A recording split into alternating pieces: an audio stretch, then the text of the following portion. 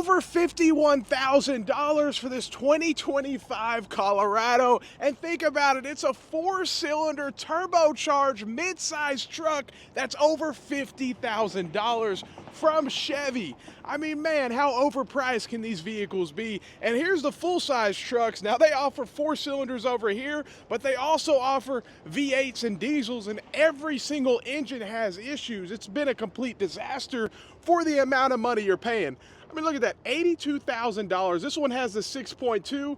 Yeah, it's a high country. This is a fancy one, but still, 6.2 has a huge recall. Like, why would this happen to such a company that's been building V8s forever?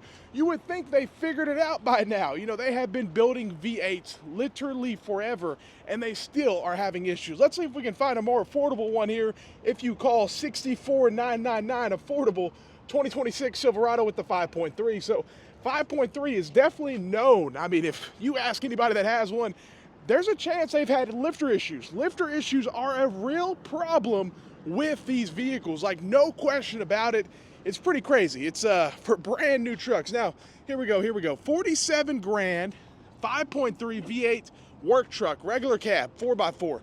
This is a 2-door pickup truck that's 47 grand. And keep in mind, that price does not include tax. In this state, it's 4.5% or 4.5 plus $125 is a general idea. On top of that window sticker, what you're gonna have to pay, and some states are even more. So these prices just go up and up and up, but I know one thing, you're getting a discount. No question about it. Look at this 2025 LTZ, $64,000 with the 5.3.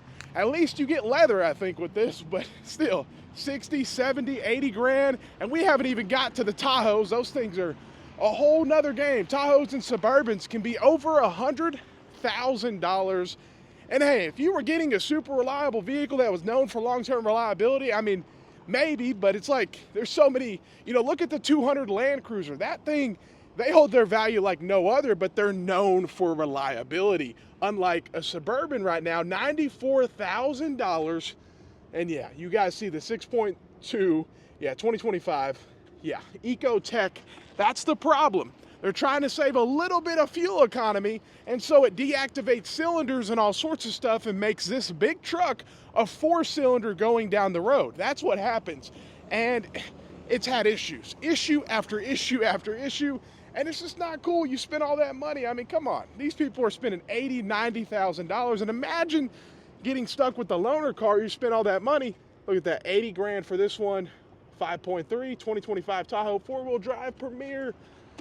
Yeah, man, you better be ready. And then think about the payments on these things. This is like, and I'm talking long loan terms, 72, 84 months. You're looking at $1,200, $1,300. Same over here, $1,500 payments on a Suburban, you know, and that's what's going to happen. People overextend, they don't put any money down, you know, they do crazy stuff, and that's what ends up happening. But imagine you get stuck driving one of these, but you're paying for this because you get a loaner car, and you're going to get, who knows, you might get an Equinox, you might get a Trax as your, who knows.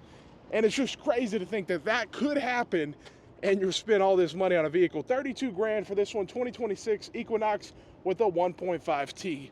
So Equinox is not cheap, but they've always been in that price point.